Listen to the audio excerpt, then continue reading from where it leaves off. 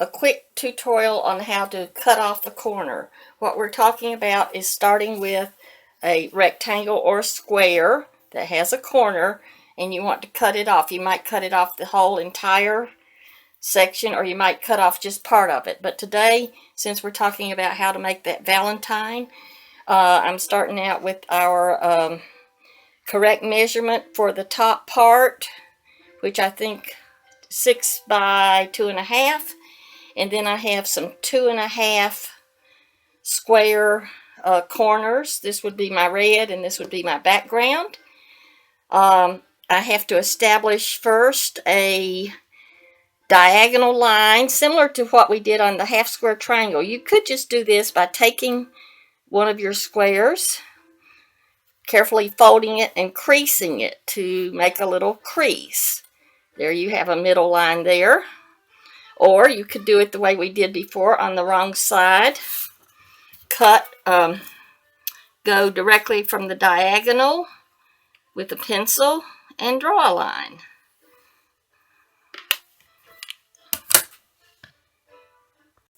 Now we go to the sewing machine, and this is the big difference between our half square triangle and the cutting off a corner that we're doing. We are going to sew this time directly on the diagonal, not over to the side like we did with the half square triangle, but directly on the diagonal. So just follow the line that you either drew or your creased line. Of course, you've got your fabric's right sides together for this. Sometimes if the square is small enough, you can just eyeball it and you don't even have to draw your line. Okay, there it is. You would flip this back, and there you have your cut off corner.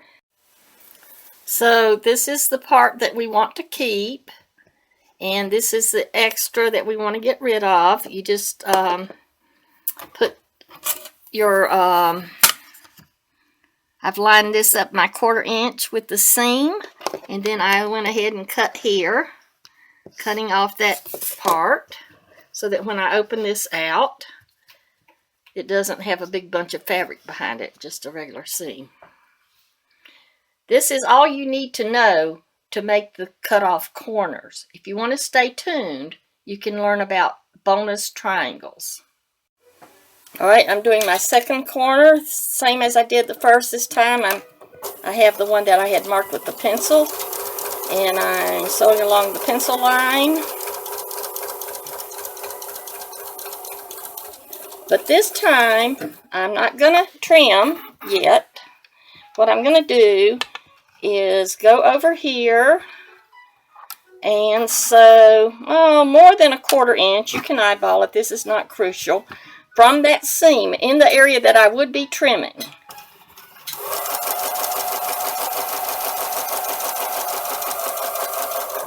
Okay.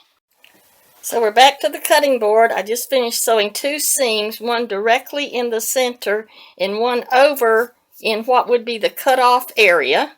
And remember I said this is the bonus section. What I'm going to do is cut right between those 2 seams, trying to leave a pretty good even seam allowance on each side. And it won't be as much as a 1/4 inch depending on how far over you sewed. And now I've got my finished cut off corner section that I wanted for my project, and I have a bonus triangle. I've got box loads of bonus triangles, which I'm making into a quilt of teeny weeny triangles. This is an ongoing project that may take 10 years.